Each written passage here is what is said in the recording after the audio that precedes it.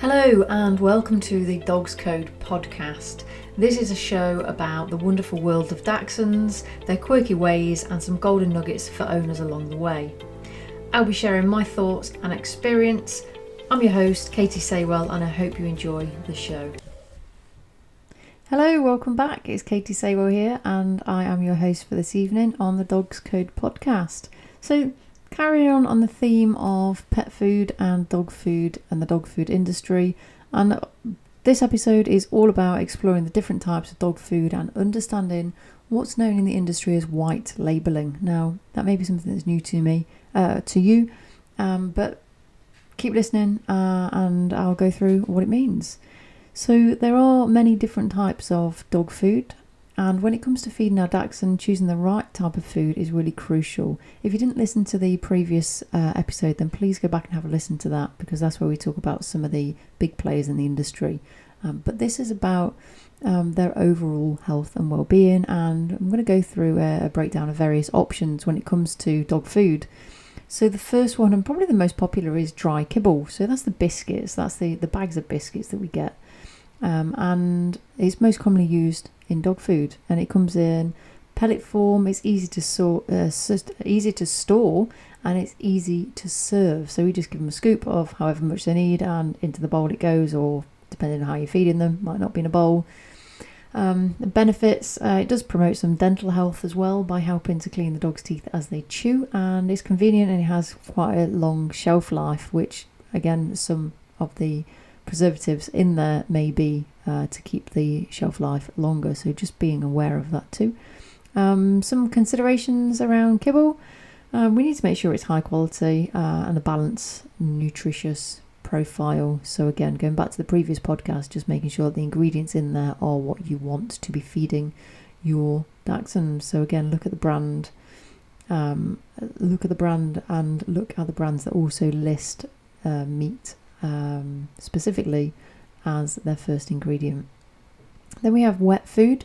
So wet food again is a really popular choice. Back in the day, I remember we used to have something called chub, and it was awful stuff. I don't even know what was in it, and I don't want to know now either. But my poor dog was fed that when she was growing up.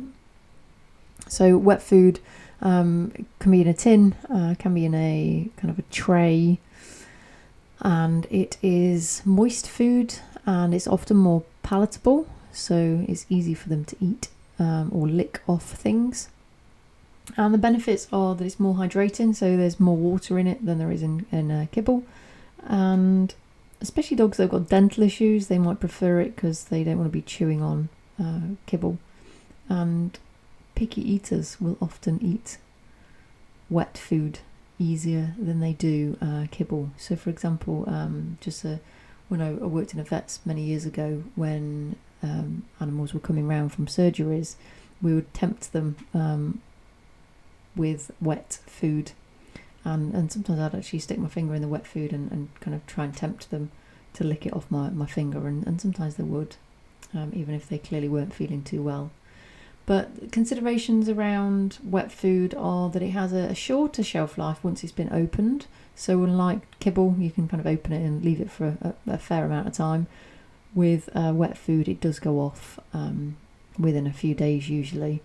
But when we are purchasing that, just ensure that it is nutritionally complete, and it will say on it complete food, or it will say a complementary food or complementary supplement, something like that. So it does tell you if it is the complete food, but if it isn't, then you will need to add other things to it.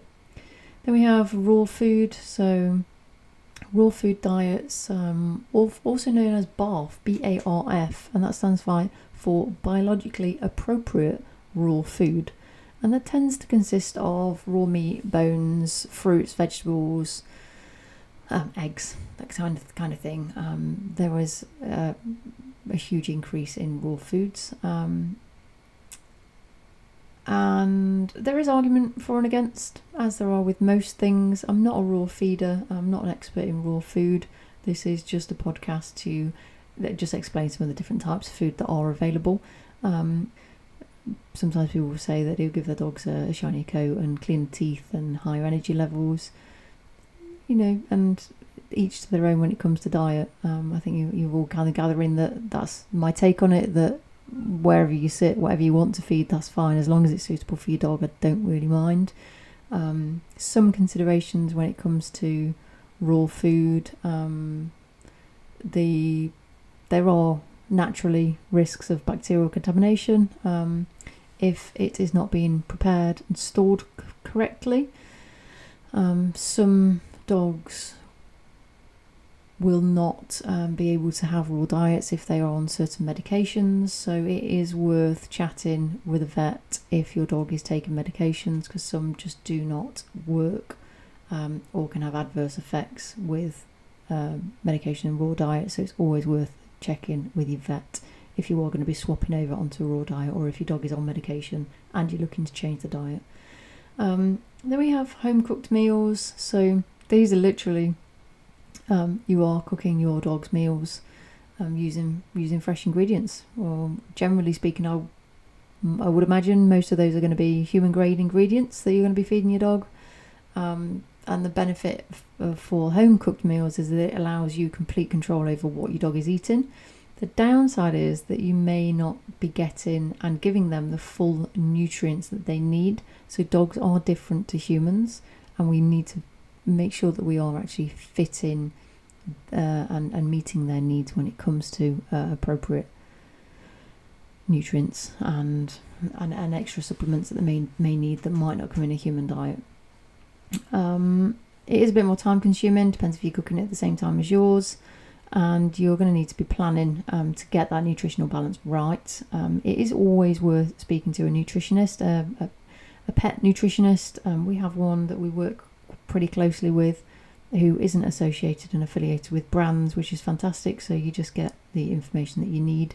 She can help to write diets and things like that, and we can certainly put her details on the bottom of the podcast if you want to get in contact with her.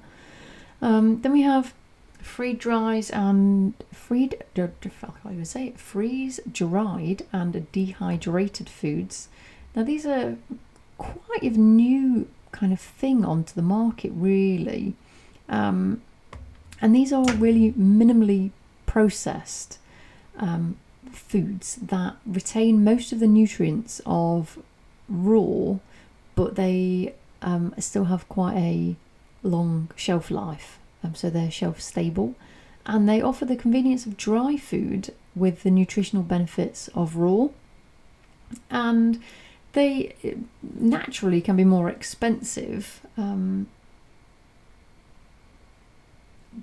kind of your mainstream kibble, and some do require rehydration before serving. So it depends what food and what brand you're going with. Will depend on whether it needs a rehydration process to start with, or and that could just be adding water to it. There's a lot of those kind of diets around at the moment. And then lastly, we have prescription diets. So a prescription diet is literally what it says on the tin. It's a prescription diet that's been formulated, and the vet prescription is needed to purchase it. Now, these are usually for specific health conditions, whether that's kidney disease, allergies, could be gastrointestinal problems, and again, usually quite expensive and can only be given really under veterinary guidance.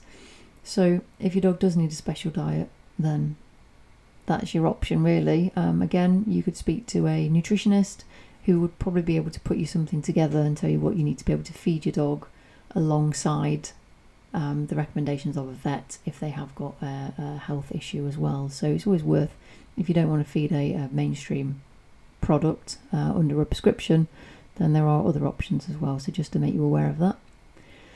And then lastly, I mentioned at the beginning about white labelling and something called white labelling, which is not that well known unless you're kind of in the pet food industry world.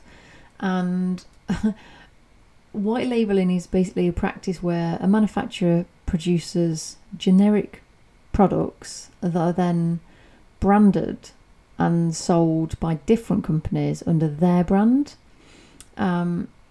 So you could be getting the same ingredients, the same product of a food that you don't want to feed, but it's got somebody else's branding and logo on it. So white labeling is when, and it's perfectly legal to do this, but the actual definition of white labeling is white labeling occurs when a product is produced by one company but packaged and sold under another company's brand name.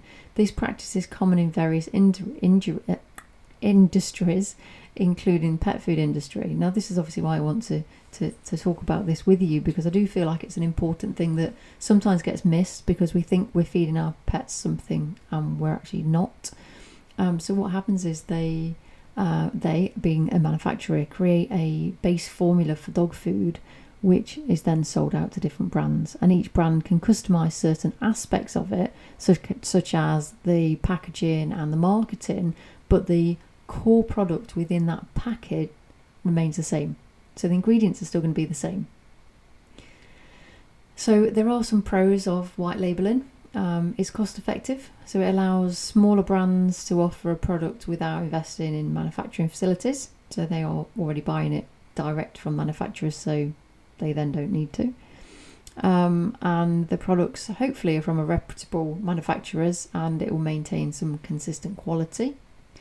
The cons or the downsides of white labeling, there can sometimes be some transparency issues, so it can be difficult for consumers, so ourselves, owners of dogs, to know the actual source and quality of the product that we're buying.